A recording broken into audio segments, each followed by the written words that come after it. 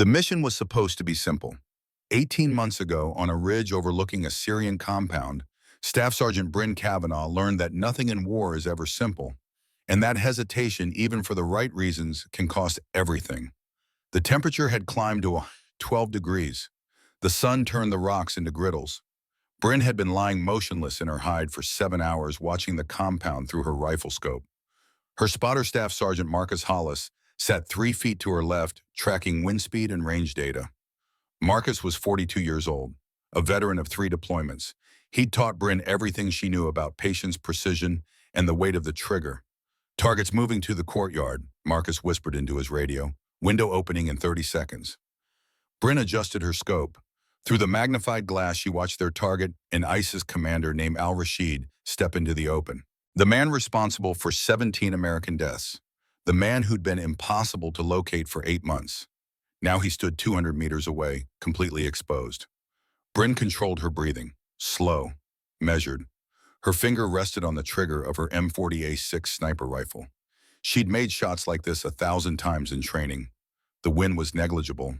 The range was comfortable. Everything was perfect. Then al-Rashid reached down and lifted a small girl onto his hip, maybe 5 years old, dark hair, barefoot. She wrapped her arms around his neck. Bryn's crosshairs centered on al-Rashid's chest.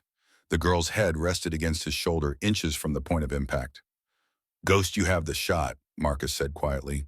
He always called her Ghost, for the way she moved, for the way she seemed to disappear. Bryn's finger tightened on the trigger. 1 pound of pressure, then 2. At 3 pounds, the rifle would fire. The girl laughed at something al-Rashid said. Bryn's finger froze at 2.5 pounds. "Ghost," Marcus's voice held a question. "Civilian in the line of fire," Bryn whispered. "She'll move. Wait for it." But al-Rashid didn't put the girl down. He carried her across the courtyard, using her as a shield. Deliberate, calculated. He knew someone was watching. 30 seconds passed, then 60. The window of opportunity narrowed. Marcus keyed his radio. "Command, this is Reaper 2, shot unavailable, civilian interference." The response crackled back immediately. "Reaper 2, you are cleared to engage. Target is priority Alpha." Bryn felt sweat roll down her spine, not from the heat. Marcus looked at her. His eyes said what the radio couldn't. This was war. Collateral damage happened. The mission mattered more than one life. But Bryn saw that little girl's face, saw her bare feet, saw the way she clung to al-Rashid like any child would cling to a father. "I can't," Bryn breathed. "Ghost. I need a clean shot, Marcus. I can't." The crack of a rifle shot split the air, but it didn't come from Bryn's position. Marcus's head snapped back. Blood sprayed across the rocks. He collapsed against Bryn, his weight pinning her down for 3 critical seconds. Enemy sniper. Counter position. They'd been made. Bryn rolled Marcus off her, already knowing he was gone. The entry wound told her everything. Center forehead, instant death, professional work. Her hands moved on autopilot. She grabbed Marcus's radio, his rifle, his ammunition.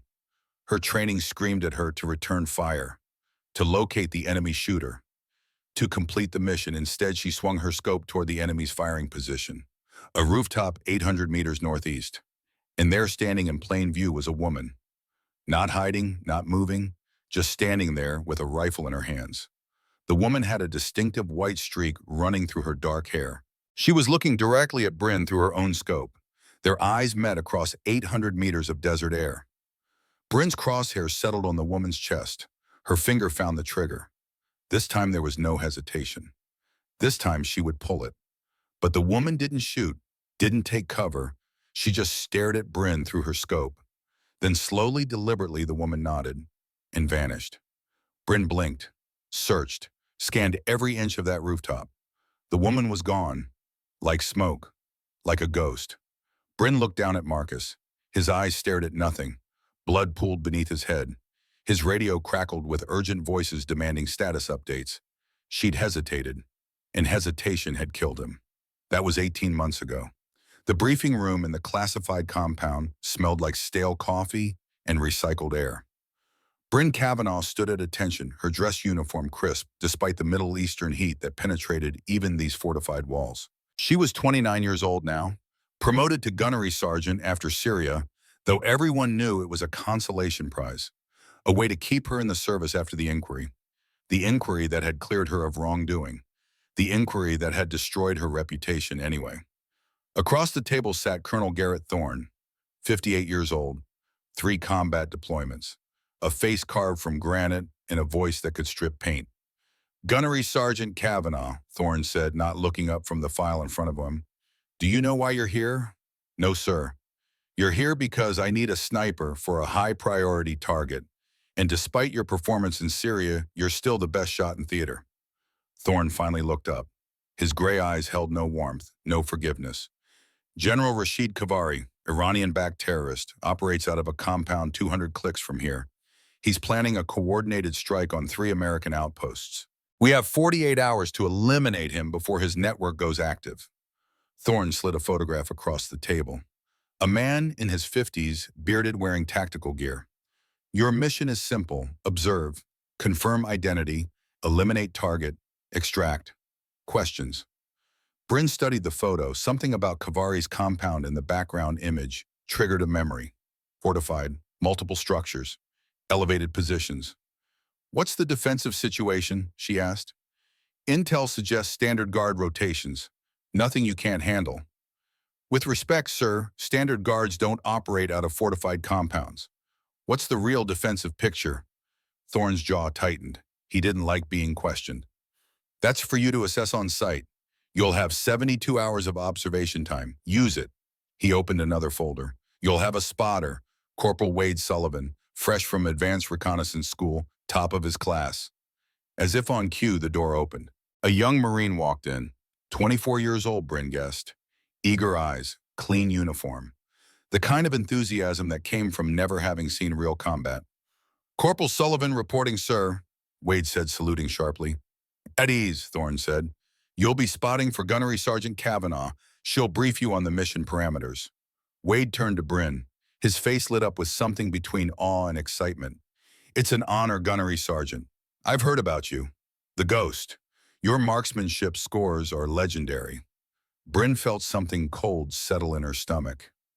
He didn't know. Didn't know about Syria. Didn't know about Marcus. Didn't know that legends were just stories people told about moments they didn't understand. We deploy in 6 hours, Bryn said flatly. Get your gear squared away. Yes, Gunnery Sergeant. Wade saluted and left still grinning. When the door closed, Thorne leaned back in his chair. He's green, the colonel said, but he's good. Don't let him die because you're still gun-shy from Syria. Bryn met his eyes. I'm not gun-shy, sir. No, then prove it. Because if you hesitate again, if you let personal feelings compromise this mission, I will personally see to it that you never hold a rifle in the service again. Am I clear? Crystal, sir. Good. Dismissed. Bryn saluted and turned to leave. Kavanaugh, Thorne called after her. She stopped. Marcus Hollis was a good Marine, a good man. The best way to honor him is to complete this mission. Don't think, don't hesitate. Just shoot.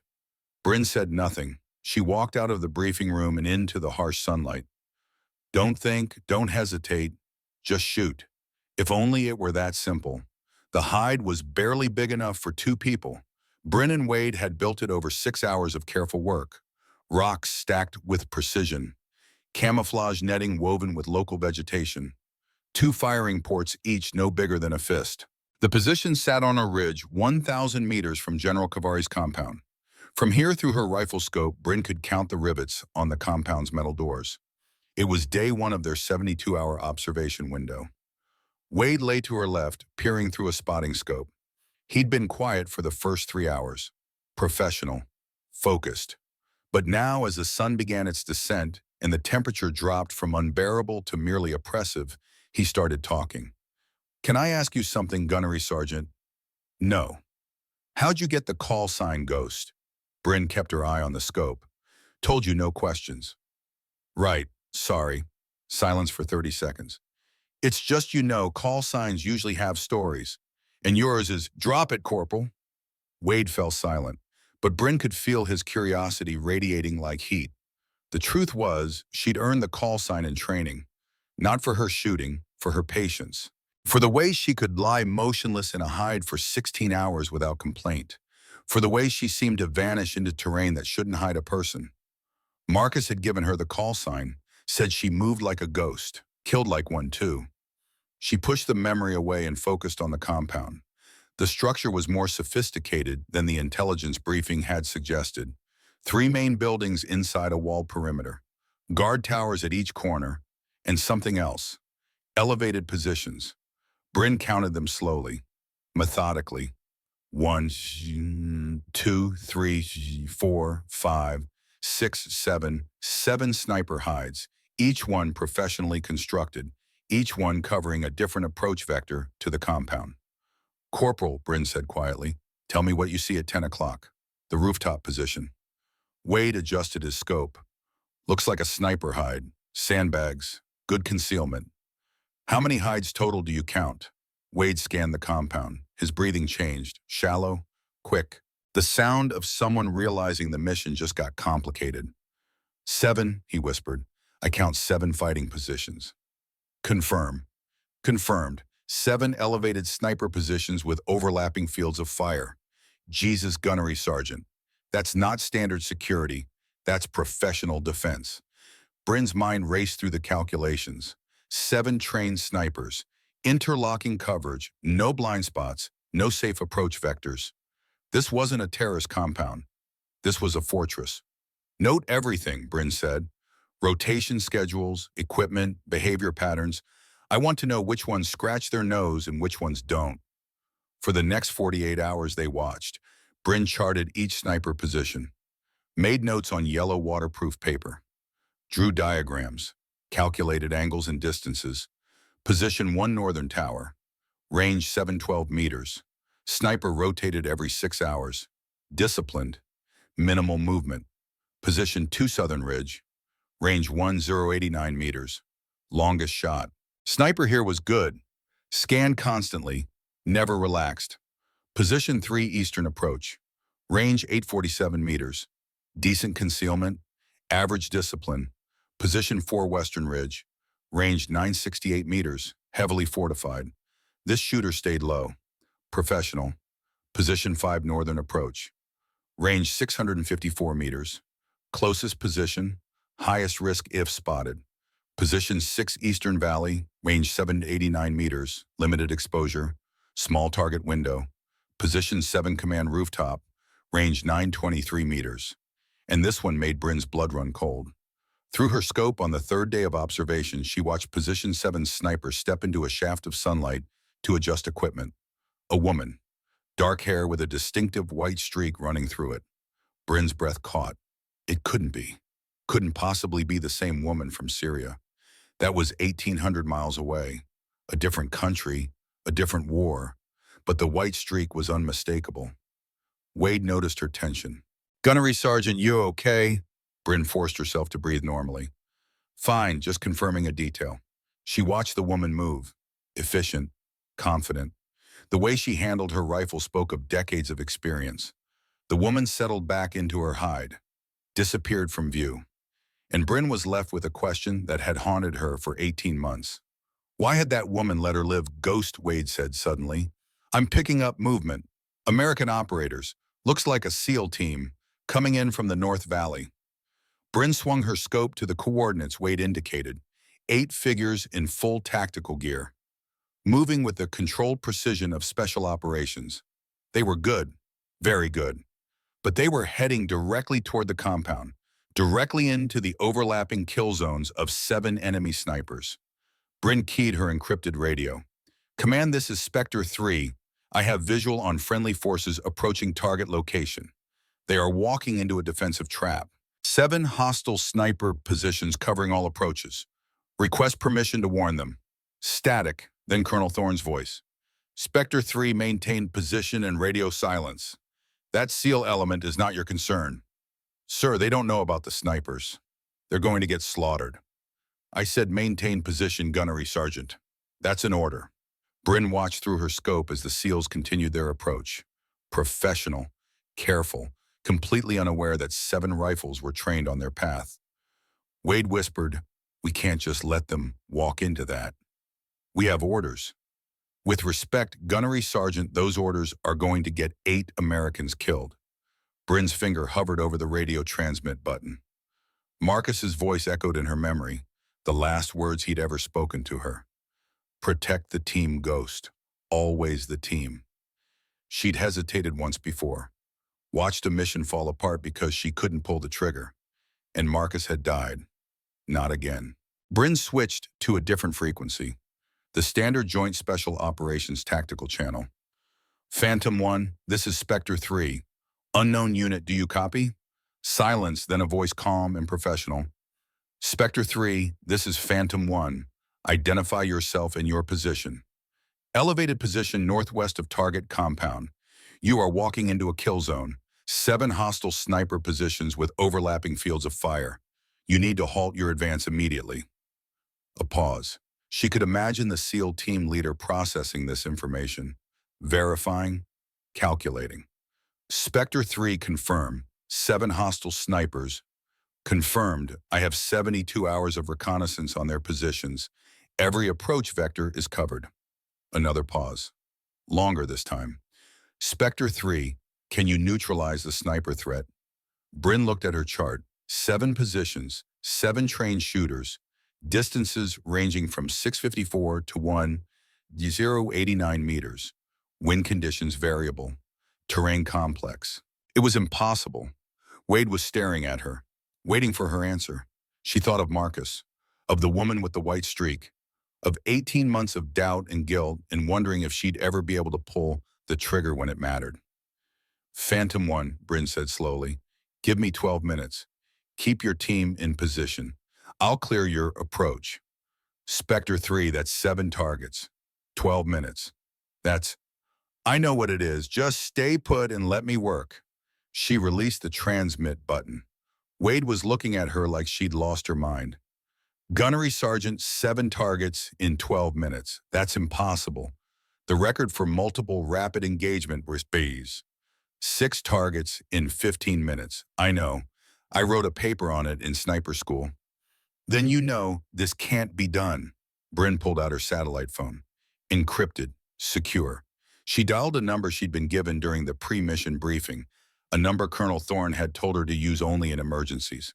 The line clicked. A voice answered, deep, gravelly, the voice of a man who'd spent too many years breathing dust and cordite. This is Ashford. Master Gunnery Sergeant Ashford, this is Gunnery Sergeant Bryn Kavanaugh. I need immediate consultation. Kavanaugh, they told me you might call. What's your situation? 7 hostile snipers, elevated positions covering a compound. I need to eliminate all 7 to clear a path for a SEAL element. Time window is 12 minutes before I'm compromised. Silence on the line. Then a low whistle. 7 targets, 12 minutes. You're talking about the Ghost Protocol. Sir, it's a tactical sequence I developed in 1991. Gulf War, multiple sniper elimination based on cascade targeting. Each kill sets up the next kill by exploiting the gap in coverage. It's never been successfully executed with more than 6 targets. Can it be done with 7? Theoretically, yes. Practically, another pause. Only if you're good enough, and lucky enough, and cold enough to shoot without thinking. Bryn stared through her scope at position 3, the eastern approach. That would be her first target. Walk me through it, she said. For the next 3 minutes, Declan Ashford, 62 years old and 3,000 miles away, explained the sequence. The mathematics of murder. The geometry of death. Target order wasn't arbitrary, it was precise. Each kill had to cascade into the next. Create blind spots. Exploit reaction patterns. Turn 7 defenders into isolated individuals who wouldn't realize they were dying until it was too late. Position 3 first. Broad field of view. Eliminating him would remove the observer who might spot movement in adjacent sectors. Then position 6. Limited exposure window, but killing him would open the Eastern Valley approach. Position 5 next. Closest range. Most dangerous if he detected activity. Had to go early. Position 2. The difficult long shot.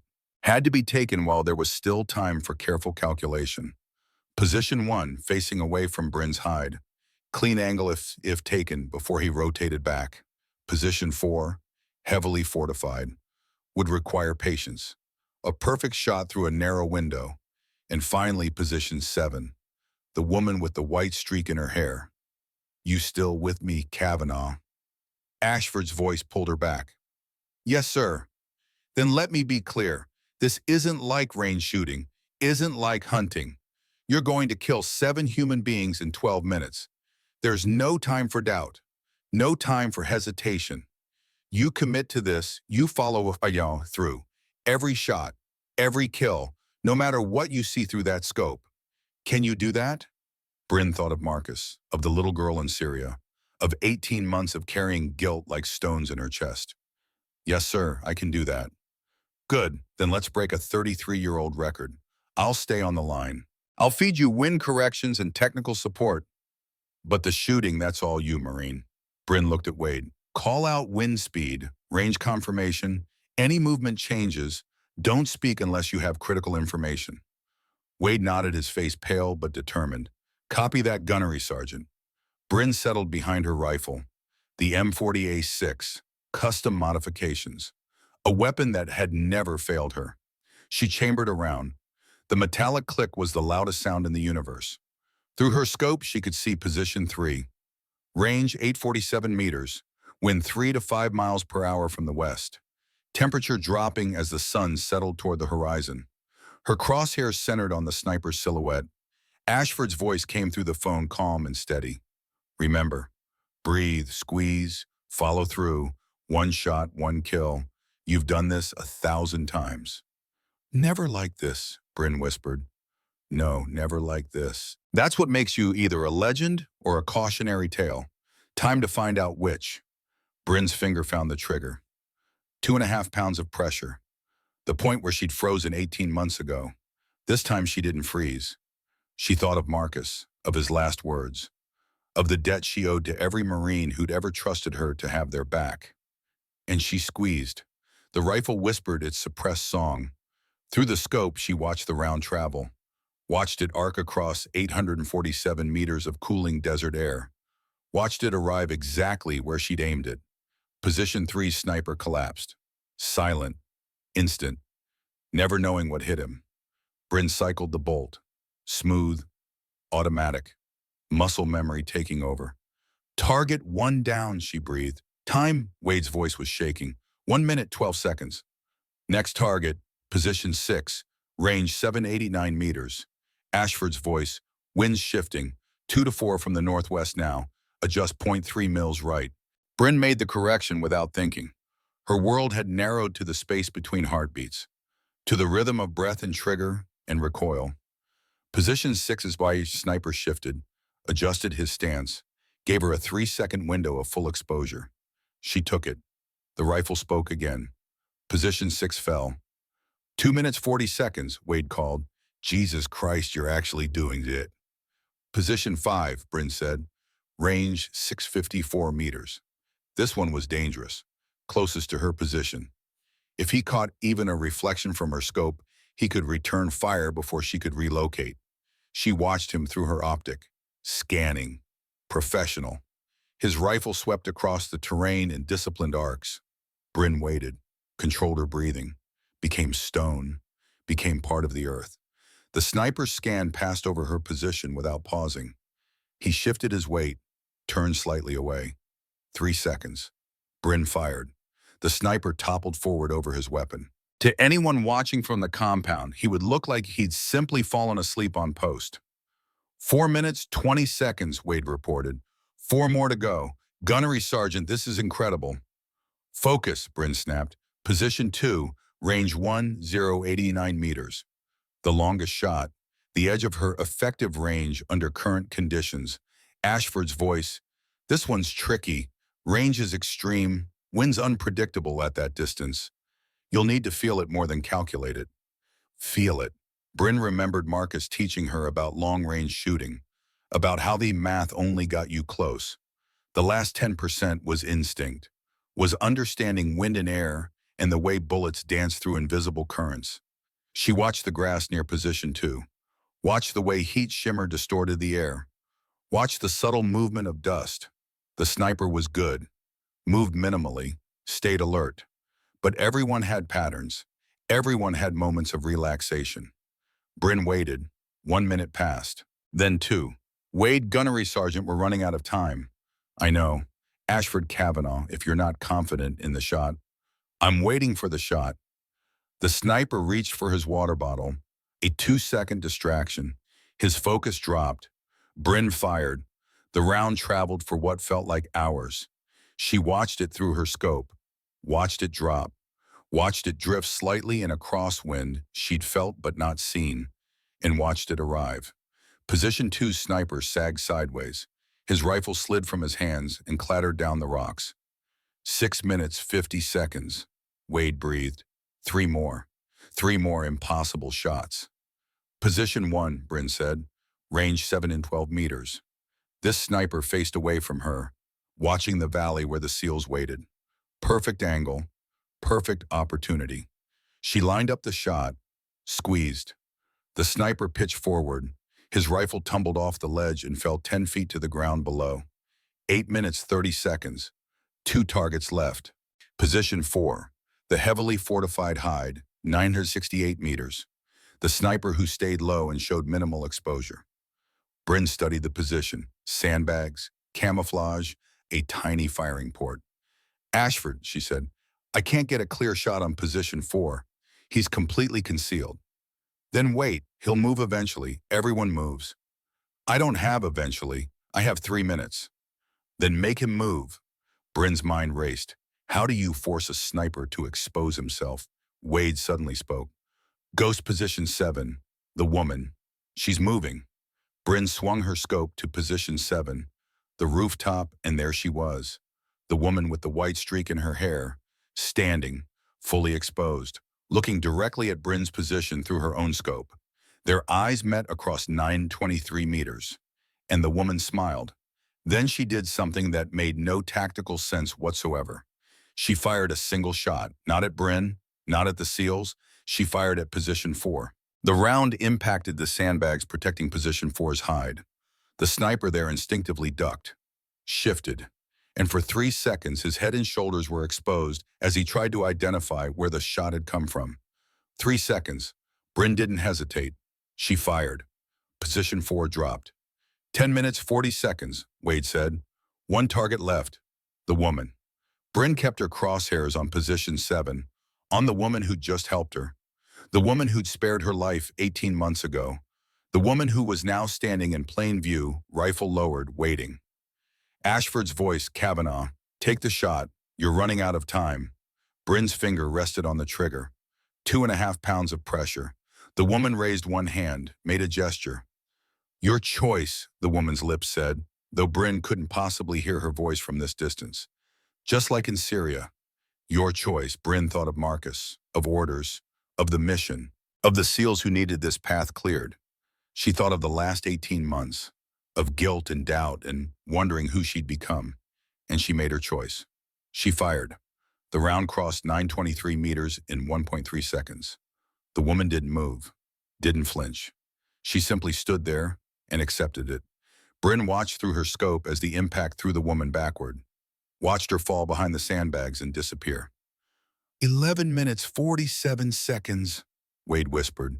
7 targets, all down. Ghost, you just did the impossible. Bryn lowered her rifle. Her hands were shaking now. The adrenaline was catching up to her. She keyed her SCADI to the SEAL frequency.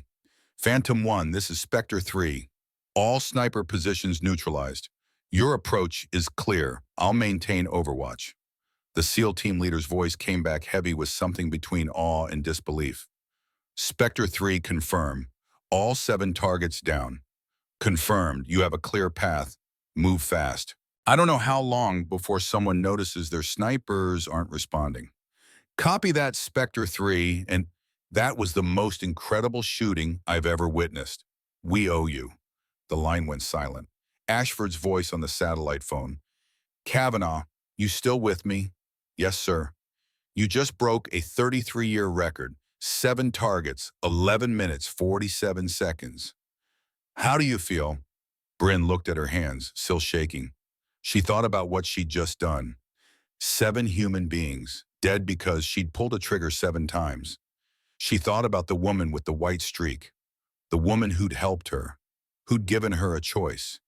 "I don't know, sir," Bryn said honestly. "I don't know how I feel." "That's normal. That's human. But you did your job, Marine. You protected your people." Marcus would be proud. Marcus. Bryn closed her eyes, saw his face, heard his voice. "Protect the team, Ghost. Always the team." "Yes, sir," she whispered. He would. Through her scope, she watched the SEAL team move forward. 8 warriors who would make it home because she'd been able to pull the trigger. But she couldn't stop thinking about Position 7, about the woman who'd fallen behind those sandbags, about the fact that she couldn't get visual confirmation of the body. Wade was watching the position too.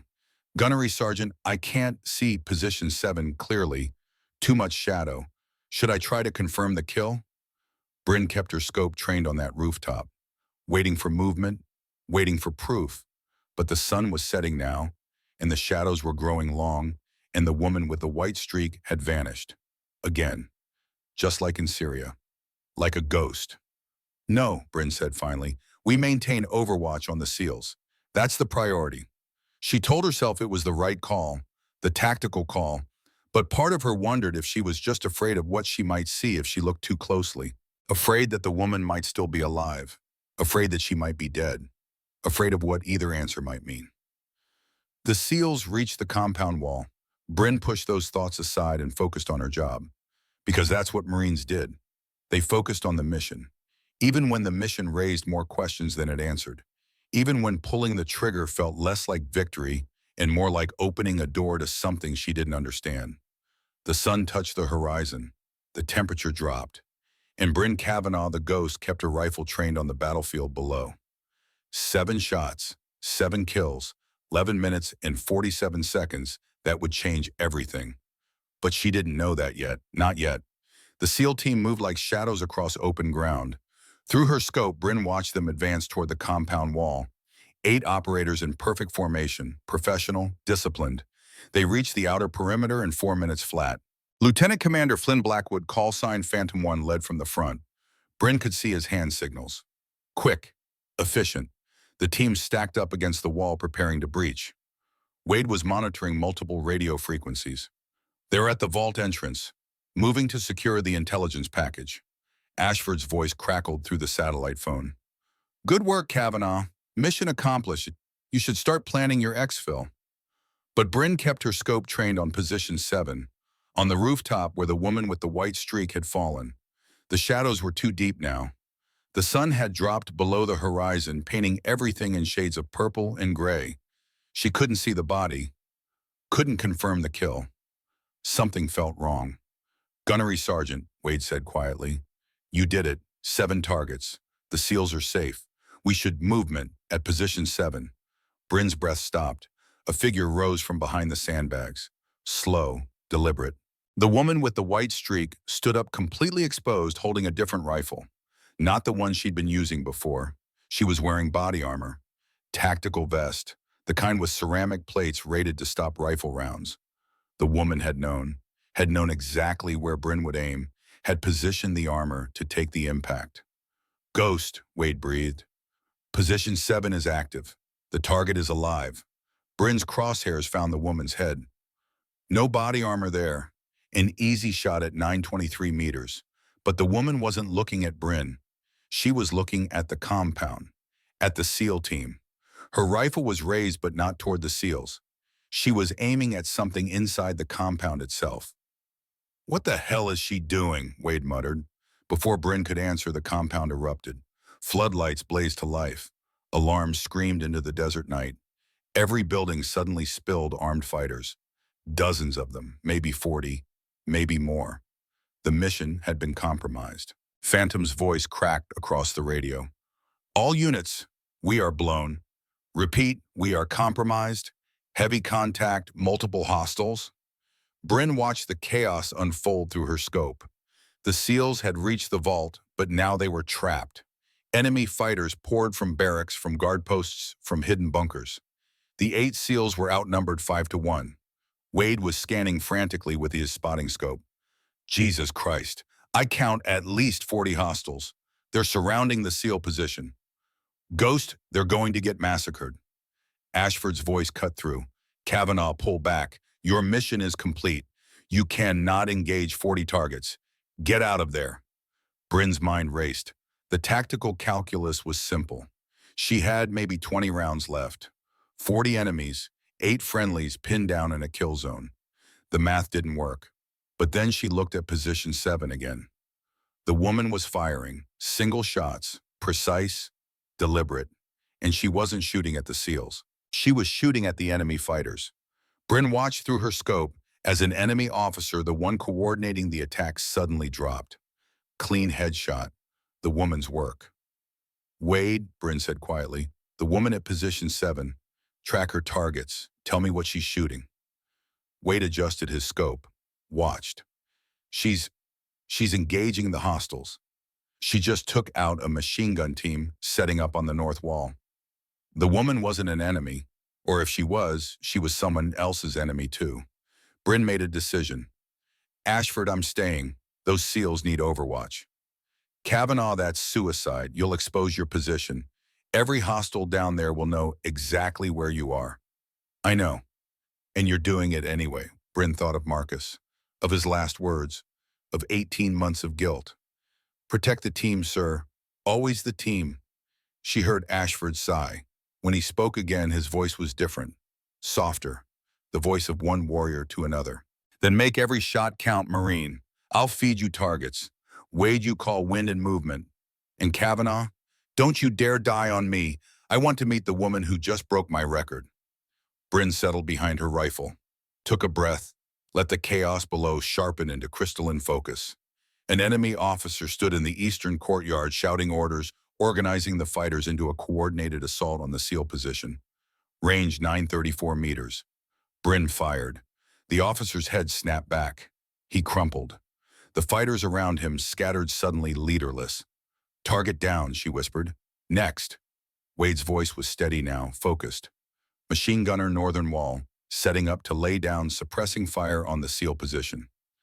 Range 187 meters. Bryn found him through her scope. Big man, moving fast.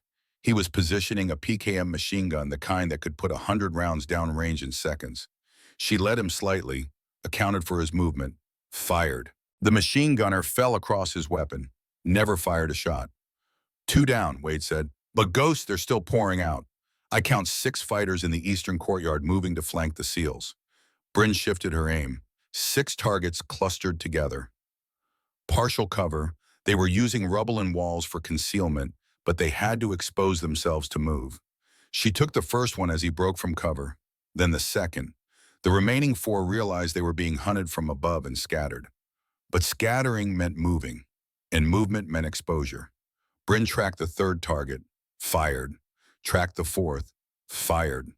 The 5th one found cover, a concrete wall that blocked Bryn's angle. He leaned out to shoot toward the SEALs. 2-second window. Bryn took it.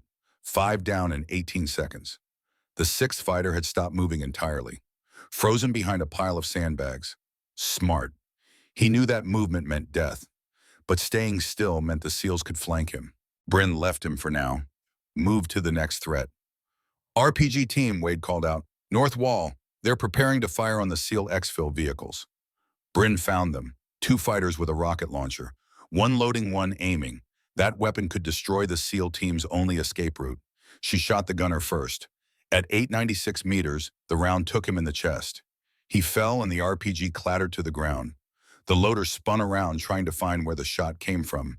His eyes scanned the ridgeline. Bryn fired again. The loader dropped. Phantom's voice came through the radio, breathless. Spectre 3, you just saved our asses. That RPG would have cooked us. Stay moving, Phantom. I'll keep them off your back. But she was burning through ammunition fast. 14 rounds left. Maybe 12 minutes of fighting if she was conservative. And there were still 30 hostiles in the compound. Then she heard it. A different rifle. A different sound. Amon. The woman at position 7 was engaging too. Bryn caught glimpses of her work through the scope. A fighter preparing to throw a grenade. Headshot. A sniper trying to set up on another rooftop. Headshot. Someone manning a radio calling for reinforcements. Headshot. The woman was methodical, surgical. Every shot meant one less threat to the SEALs. Ghost, Wade said. The woman's helping us. Why, yeah, I don't know. Just call targets. We can figure out why later. For the next 10 minutes, Bryn and the mysterious woman created a deadly crossfire. Every time an enemy fighter tried to organize, one of them would drop him. Every heavy weapon that appeared would be silenced before it could fire. Bryn took down a squad leader at 1 to 12 meters. The woman eliminated 3 fighters trying to set up a mortar position. Bryn destroyed a radio antenna with a precision shot, cutting off enemy communications. The woman took out 2 snipers trying to establish counter positions. The compound descended into chaos. The enemy fighters had numbers, but they were being systematically dismantled by 2 unseen shooters who never missed. Phantom's team fought their way to the extraction point, hand to hand, room to room, close quarters, brutality, while Bryn and the woman cleared the outer perimeter. Spectre 3, Phantom called. We're at exfil point. Helos inbound. 2 minutes. Copy. Maintain cover. I've got eyes on you. Bryn scanned the compound, looking for threats, looking for anyone foolish enough to make a move on the SEAL position. A fighter broke from cover, running toward the SEALs with a belt of grenades. Bryn fired. The fighter fell 10 meters from the SEAL position. Her bolt locked back. Empty magazine. She reloaded. Her last magazine. 7 rounds. Wade was watching the compound through his scope. I count maybe 12 hostiles left. They're pulling back, regrouping. The sound of helicopter rotors cut through the night. 2 Blackhawks coming in fast and low. The SEALs loaded up, efficient, disciplined. Even under fire, they maintained their professionalism. Phantom's voice, Spectre 3, we're wheels up in 30 seconds. Send coordinates. You're coming with us. Bryn thought about it. Thought about breaking concealment. Thought about every fighter in that compound knowing exactly where she'd been for the past 3 hours. Negative, Phantom. I've got my own exfil plan. If I move now, they'll track me. Better I stay invisible. Spectre 3, that's a negative from command. You are ordered to sign. Phantom. You have your mission. I have mine. Get your people out. That's what matters. She could hear the frustration in his voice. When we get back, I'm finding out who you are, and I'm buying you the most expensive drink I can afford. I'll hold you to that. Safe flight, Phantom. The helicopters lifted off, banked hard, disappeared into the darkness. Bryn watched them go. Felt something settle in her chest, relief, pride, maybe the first real peace she'd felt since Syria. The SEALs were safe. She'd pulled the trigger when it mattered. Marcus would have been proud. She was about to key her radio to contact Ashford when Wade suddenly grabbed her arm. Ghost, look at the command building. 2nd floor window. Bryn swung her scope to the coordinates. Through the window, she could see 2 figures. One standing, one on the ground. The standing figure was the woman with the white streak. The figure on the ground was wearing American tactical gear. Bryn watched as the woman raised her rifle and fired once. The figure on the ground stopped moving. Then the woman turned to the window, looked directly at Bryn's position across 1,000 meters of darkness, and held up a document. Even at this distance, Bryn could see it clearly through her scope. A classified folder. CIA markings. The woman's voice suddenly crackled through Bryn's encrypted radio, speaking English, American accent with a slight Eastern European edge. Hello again, Ghost. We meet under better circumstances this time. Bryn's finger moved to the transmit button. Who are you? You can call me Raven, and before you ask, I'm not your enemy, though I've been many things. Russian SVR once, a long time ago. Now I'm just someone who hunts the same predators you should be hunting. You just killed an American. I just killed a traitor. Colonel Garrett Thorne, your handler, the man who sold you out 18 months ago in Syria. Bryn's blood turned to ice. That's impossible. Is it? Think about it, Ghost. How did that ISIS commander know you were watching him? How did an enemy sniper know exactly where your position was? Someone gave you up. Someone wanted you dead. Bryn's mind raced back to Syria, to the briefing, to the intelligence that had seemed too good, too perfect, to Marcus dying before he could process what was happening. Why? Bryn whispered. Money, power, the usual reasons men betray their country. Thorne has been selling American intelligence to the highest bidder for years. Sniper positions, tactics, training protocols. He's responsible for the deaths of at least 30 American operators. And you expect me to believe this? I expect you to look at the evidence. I left his laptop in that room, encrypted files, communications with enemy networks, financial records, everything you need to burn his entire organization to the ground. Wade was listening, his face pale. Gunnery Sergeant, if she's telling the truth, if she's telling the truth, then I've been working for the man who killed Marcus. Raven's voice continued. I saw you hesitate 18 months ago. Saw you refuse to shoot when there was a child in the crosshair. That's rare in our world, Ghost.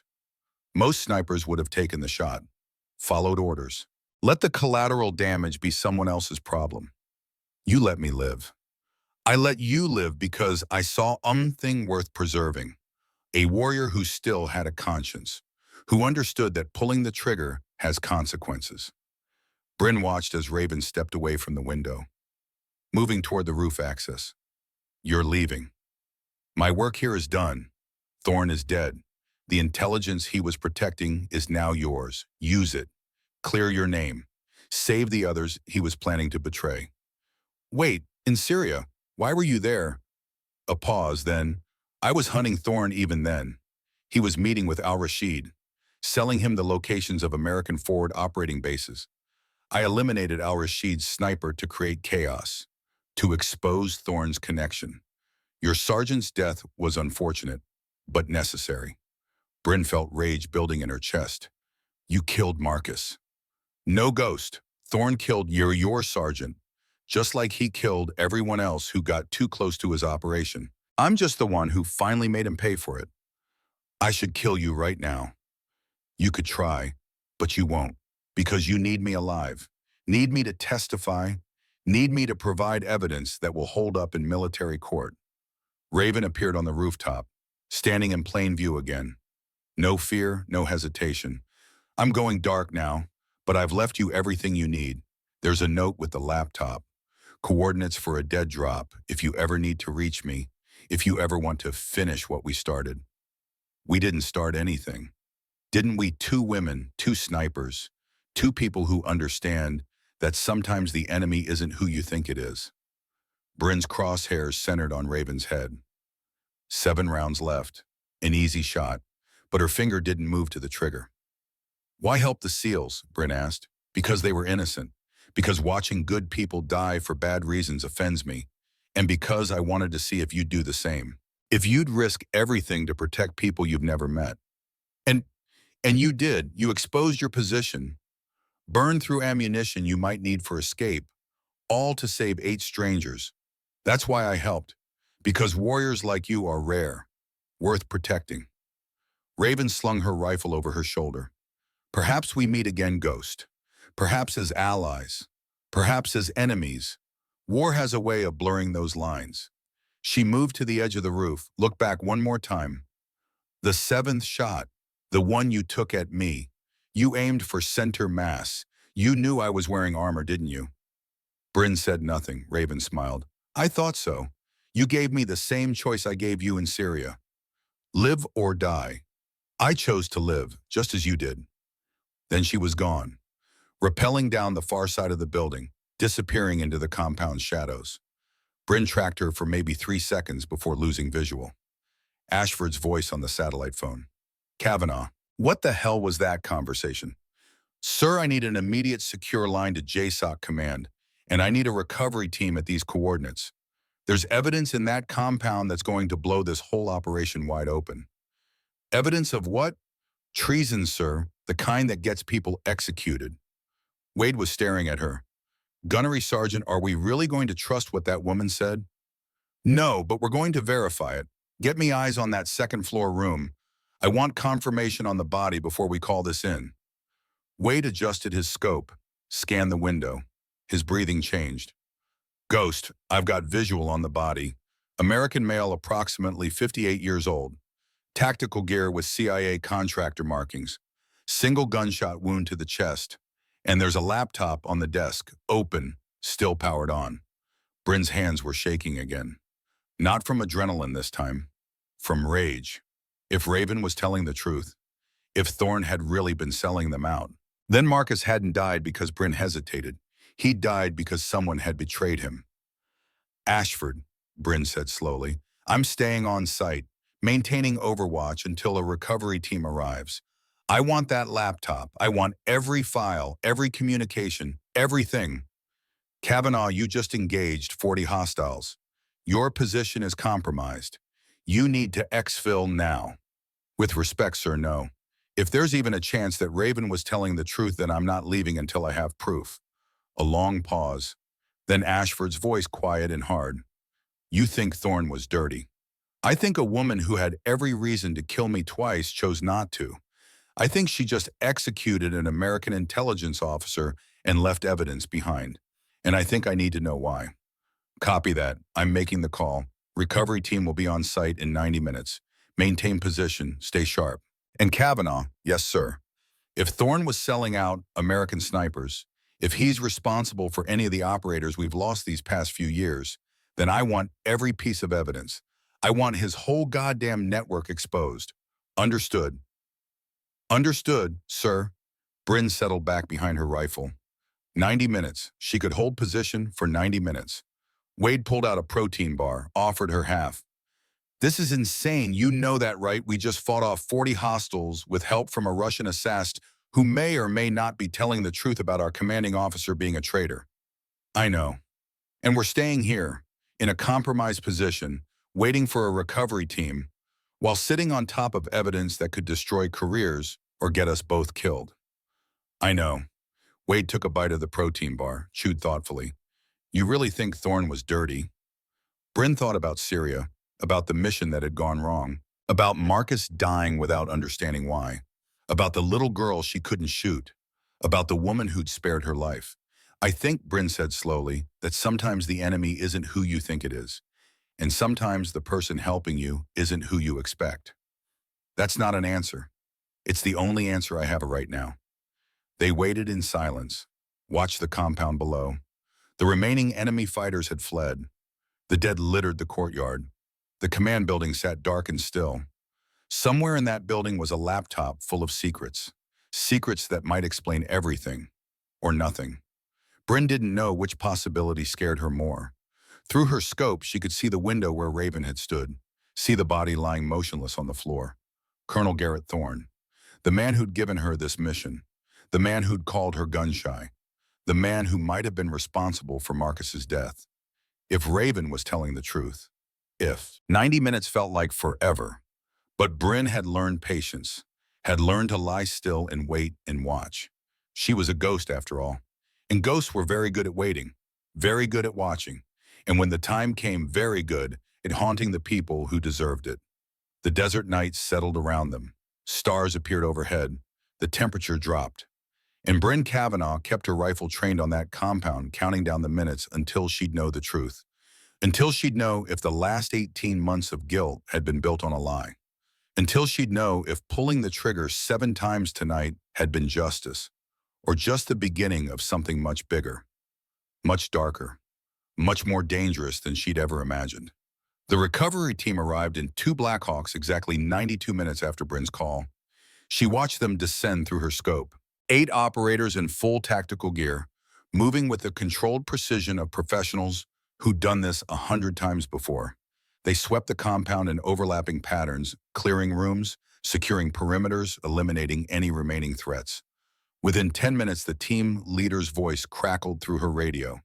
Spectre 3, this is Reaper 6, compound secure. We have the package. 1 deceased American male confirmed CIA contractor credentials, and we've recovered the laptop. Bryn felt something cold settle in her stomach. The laptop, evidence that might prove Raven had been telling the truth, or evidence that might prove she'd been manipulated by an enemy operative. Copy that, Reaper 6. Any signs of remaining hostiles? Negative. Site is clear. You're authorized to break concealment and move to exfil point Alpha. Bryn and Wade dismantled their hide with the same methodical care they'd used to construct it. Every piece of camouflage netting folded precisely, every equipment item secured. 72 hours of patient observation erased in 20 minutes, leaving nothing but rocks and sand. As they hiked down from the ridge, Wade finally broke the silence. Gunnery Sergeant, whatever's on that laptop, whatever we find out about Thorne, it doesn't change what you did tonight. 7 impossible shots, 8 lives saved. That's real. Bryn adjusted the weight of her rifle across her shoulders.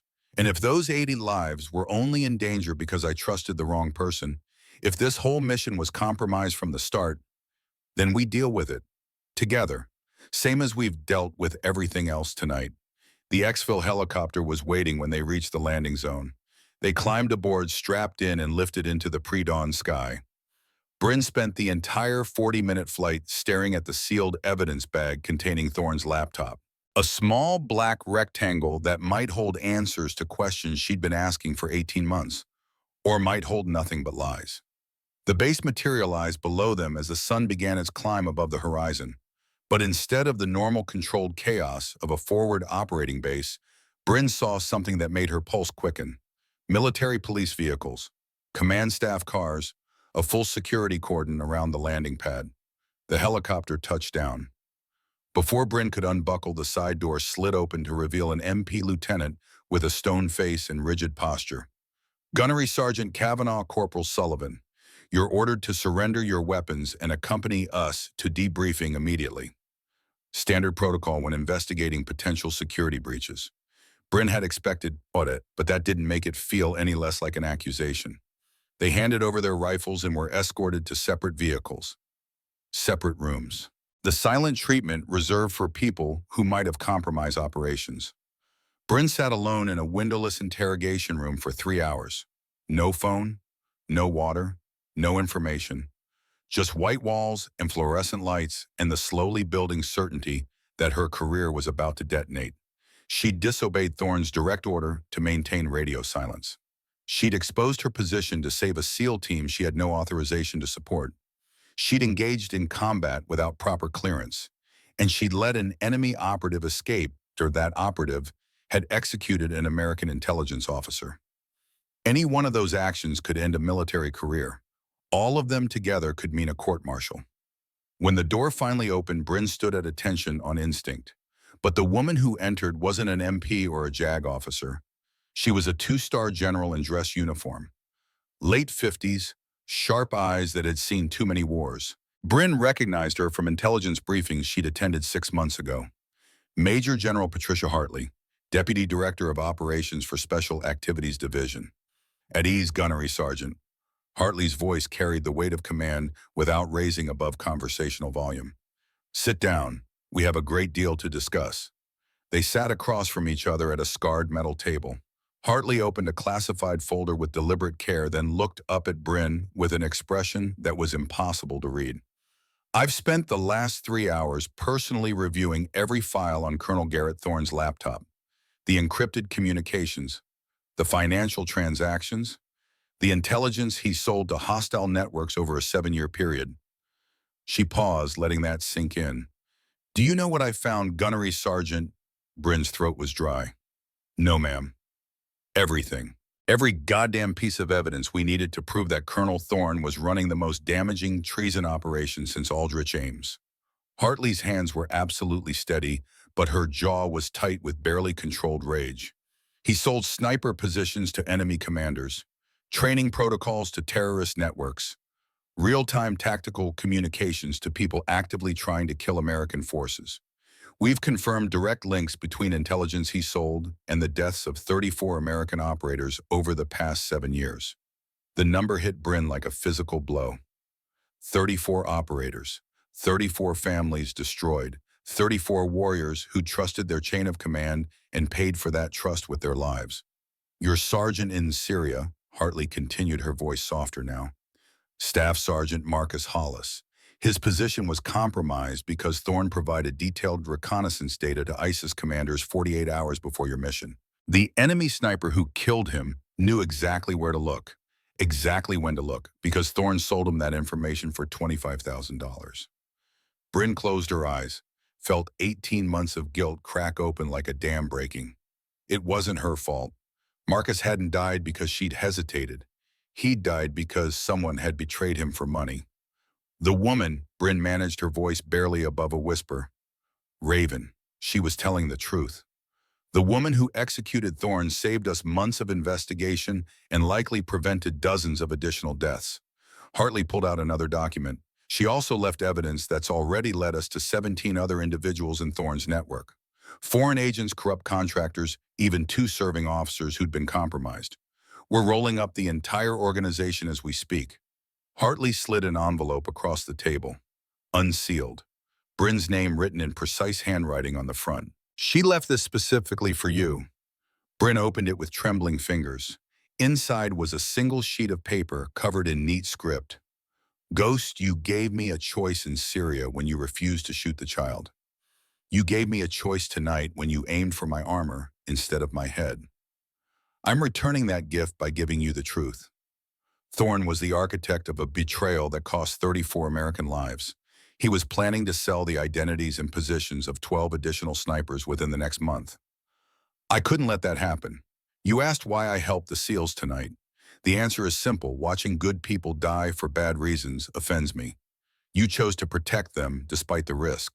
I chose to do the same. The coordinates below lead to a secure dead drop.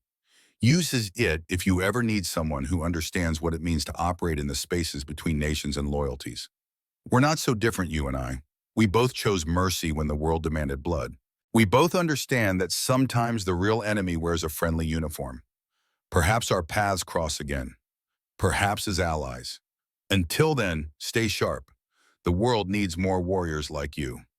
Raven, below the message was a string of GPS coordinates and an encryption key. Bryn looked up at General Hartley. What happens now, ma'am? Now we prosecute every traitor in Thorne's network. We court-martial the serving officers. We expose the contractors. And we make absolutely certain this never happens again. Hartley's expression softened slightly. As for you, Gunnery Sergeant Kavanaugh, you're cleared of any wrongdoing related to Syria. Your record is being amended to reflect new evidence.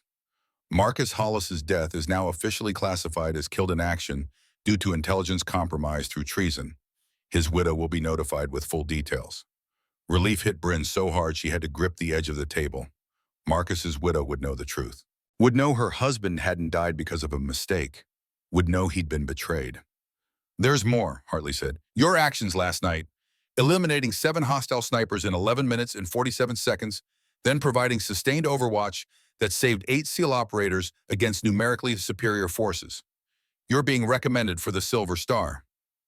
Ma'am, Don't say you were just doing your job, Gunnery Sergeant. You went far beyond your assigned mission. You exposed your position to warn friendlies. You engaged in combat without authorization to protect people you'd never met. That's not duty. That's heroism. Hartley stood. Bryn came to attention automatically.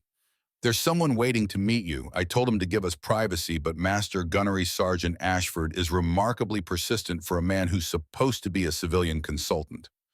The door opened. Declan Ashford walked in looking older than his 62 years, but with eyes that remained sharp and alert. Gunnery Sergeant Kavanaugh, he extended his hand. I believe we've spent enough time in each other's heads to skip the formalities. I'm Declan, you're Bryn, and we have a record to discuss. Bryn shook his hand, surprised by the strength in his grip. Sir, I couldn't have executed the protocol without your guidance. Bullshit.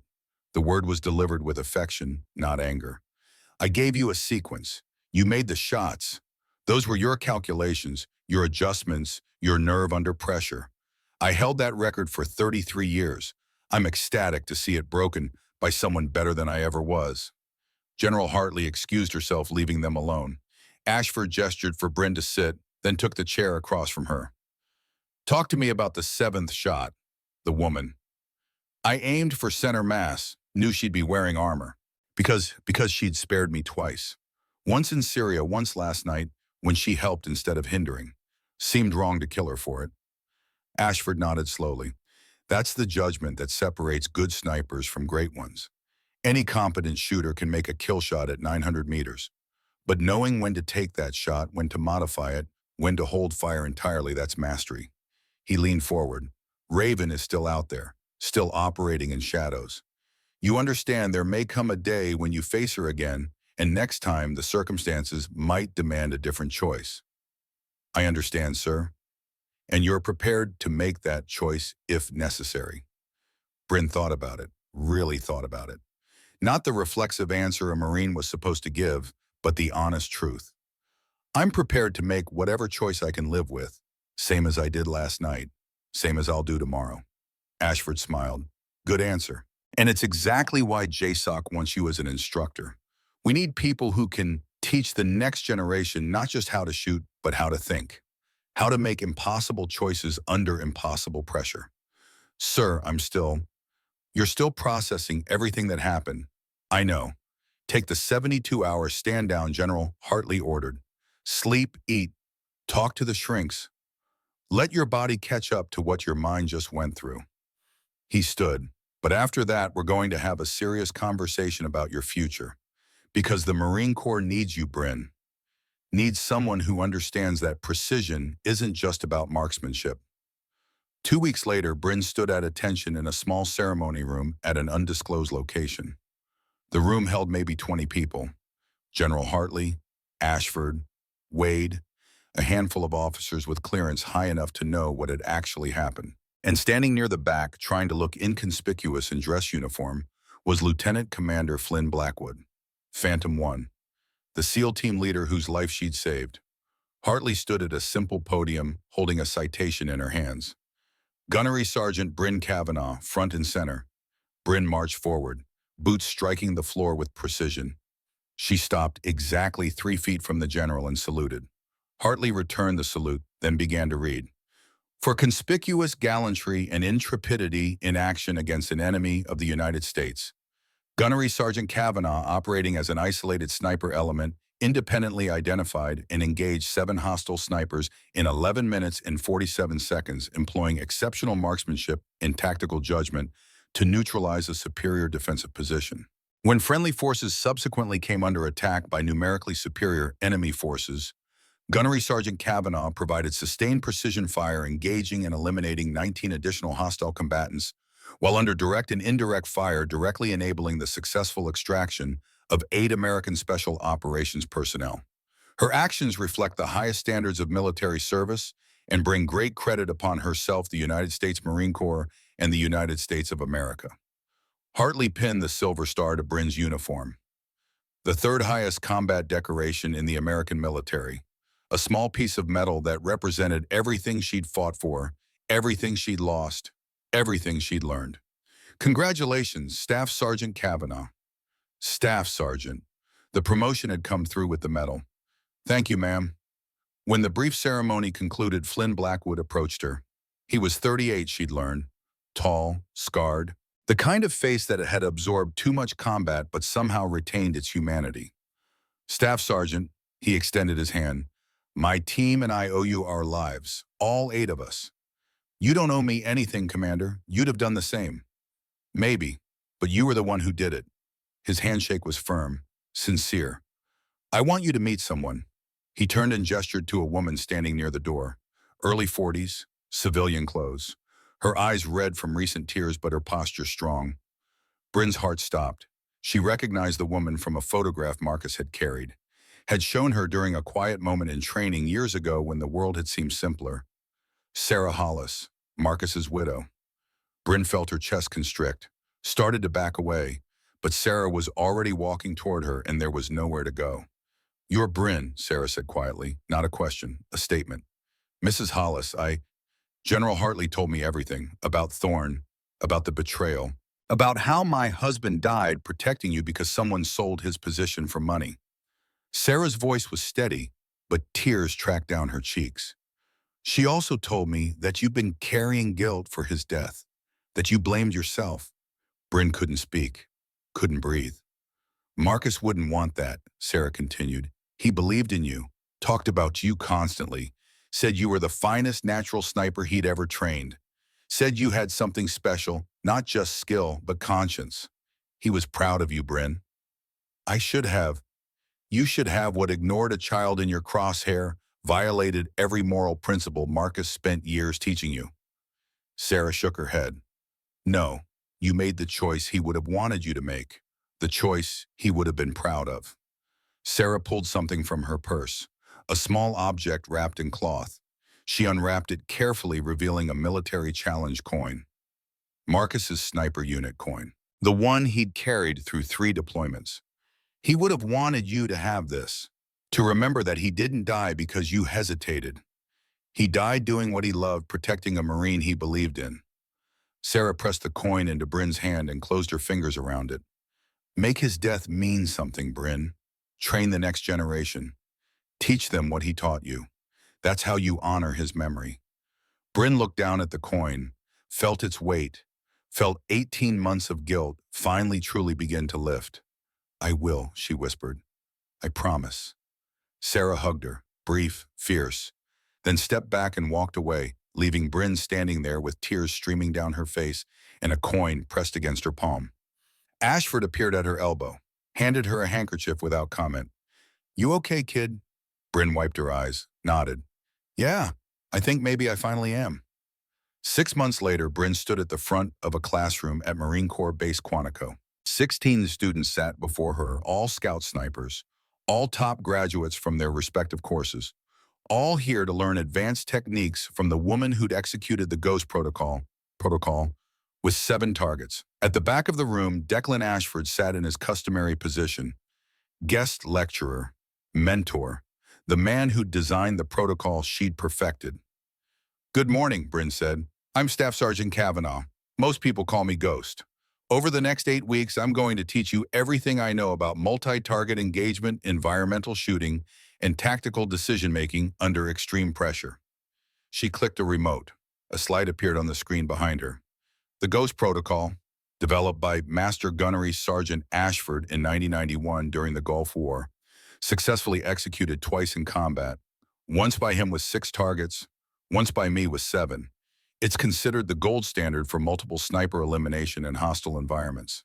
A young Marine raised his hand, eager, intense, reminded Bryn of herself at that age. Staff Sergeant, is it true you engaged 7 targets in under 12 minutes while operating alone? 11 minutes 47 seconds. And I wasn't alone. I had an excellent spotter and remote guidance from the man who invented the technique. She nodded toward Ashford. The time doesn't matter. What matters is understanding why each target had to be eliminated in that specific sequence and what variables affected each engagement. Another student, female, sharp eyes. What's the hardest part of being a sniper staff sergeant? Bryn paused, thought about Syria, about the little girl she couldn't shoot, about Marcus dying, about Raven and the choices they'd both made. The hardest part isn't the shooting. Any motivated Marine can learn to hit targets at extreme range. The hardest part is the judgment, knowing when to shoot and when not to. Understanding that every trigger pull has consequences that extend far beyond the target. The best snipers are the ones who can make those impossible choices and live with the results. The class continued for 2 hours. Technical discussions about ballistics, wine reading, range estimation, target prioritization. But Bryn made sure to weave in the lessons that couldn't be found in manuals. About patience, about moral courage, about the weight of taking a life. When the students filed out, one of them hung back. The female Marine who'd asked about the hardest part. Staff Sergeant, can I ask you something off the record? Go ahead, Lance Corporal. The 7th shot in your engagement. Some of the after-action reports suggest that target might have survived, that they potentially assisted during the subsequent firefight. The student's eyes were direct, unafraid. Did you know she was wearing armor when you took that shot? Bryn met her gaze steadily. I made the shot I thought was tactically appropriate given the information I had and the circumstances I was operating under. So you gave her a chance. I took the shot I could live with. That's all any of us can do. The student nodded slowly, processing this. And if you face a similar situation in the future, if you have to choose between mission and mercy, then I'll make the best choice I can in that moment, and I'll accept the consequences. Same as I always do. Same as you'll have to do when you're downrange making your own impossible choices. The student saluted and left. Ashford had been listening from the doorway. He walked over, shaking his head with what might have been amusement. You handled that well. Told her the truth without compromising operational security. Did I just teach her that sometimes we let enemies go because they might be useful later? You taught her that war is complicated, that judgment matters. That's more valuable than any technical skill. He paused. You know Raven is still out there, still operating. I know. Intelligence suggests she's taken down 3 more individuals connected to Thorne's network, doing our job for us in her own way. Good. You're not concerned that she's still active, still potentially hostile. Bryn thought about Raven's note, about the dead drop coordinates she'd never used but also never forgotten. I think she's doing what she thinks is right, same as we are. If our paths cross again, I'll make whatever choice seems appropriate in that moment. And you're okay with that ambiguity? I'm learning to be. Ashford smiled. Marcus would be proud, not just of your shooting, but of who you've become. Bryn touched the challenge coin she now carried in her pocket, the one Sarah had given her, the one that reminded her every day that guilt was a choice and she'd finally chosen to let it go. I hope so, sir. I really do. 3 months later, on a cool autumn evening, Bryn found herself standing on a ridge in Montana. Ashford had invited her to visit. Come fishing, he'd said. Catch up. Talk about things that don't involve killing people at long range. They hadn't caught anything all day. Neither of them cared. Now they sat watching the sunset paint the mountains in shades of gold and crimson. 2 thermoses of coffee between them, and nothing but silence and sky. You know, Ashford said eventually, when I designed the Ghost Protocol, I never imagined it would become what it is. A standard training module, a benchmark that every advanced sniper tries to beat, a legend. You created something important, sir. Something that saves lives. We created it, I gave you the framework. You proved it could be executed under real-world conditions. He took a sip of coffee. What are you going to do now? You've got offers from everywhere. JSOC wants you full-time. SEAL teams want you. Delta is making inquiries. Hell, I heard even the agency is interested. Bryn watched the sun touch the horizon. I'm going to keep teaching. Keep training the next generation. Make sure they understand what we've learned, that being a warrior isn't just about technical skill. It's about being human enough to question orders when something feels wrong, strong enough to make hard choices, and wise enough to know that sometimes the bravest thing you can do is not pull the trigger. That's a good answer. It's the only one I have. They sat in comfortable silence as darkness gathered. Stars began to appear overhead. Somewhere out there, wars continued. Enemies plotted, and snipers made impossible shots in impossible circumstances.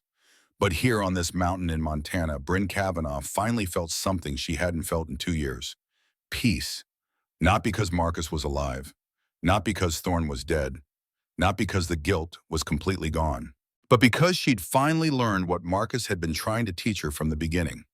Do your duty, make the hard choices, protect the people who matter, and when it's over, allow yourself to be human again.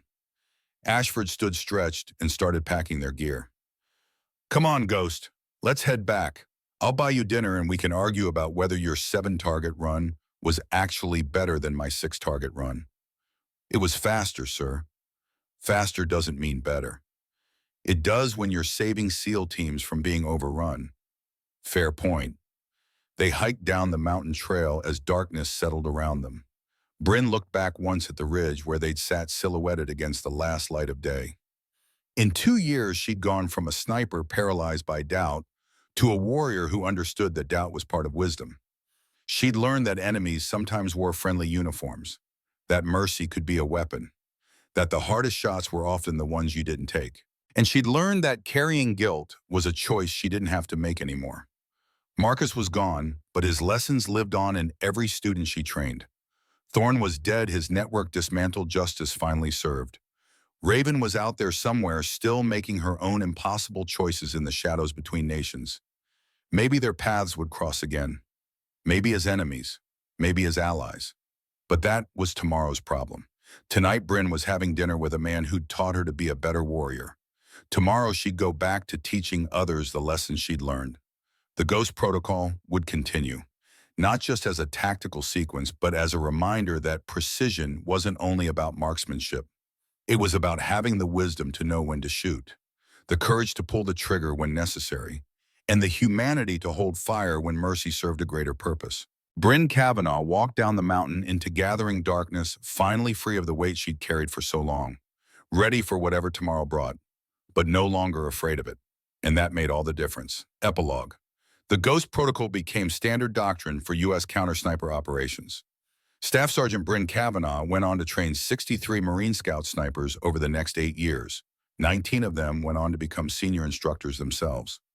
Master Gunnery Sergeant Declan Ashford continued training his snipers until age 72, mentoring 3 generations of warriors before his retirement in 2033. The 7-target record stood unbroken for 11 years until it was surpassed by one of Kavanaugh's students in 2007. 27. Marcus Hollis was posthumously awarded the Navy Cross for his service and sacrifice. A memorial at the Marine Corps Scout Sniper School bears his name in a simple inscription: "Protect the team, always the team." In the identity and current status of the operative known as Raven remain classified. Some wars never end, some warriors never stop fighting, and some lessons echo across generations, reminding us that the trigger we pull changes not just our targets, but ourselves. That is the legacy of the Ghost Protocol. That is what Bryn Kavanaugh carried forward, and that is why her story matters.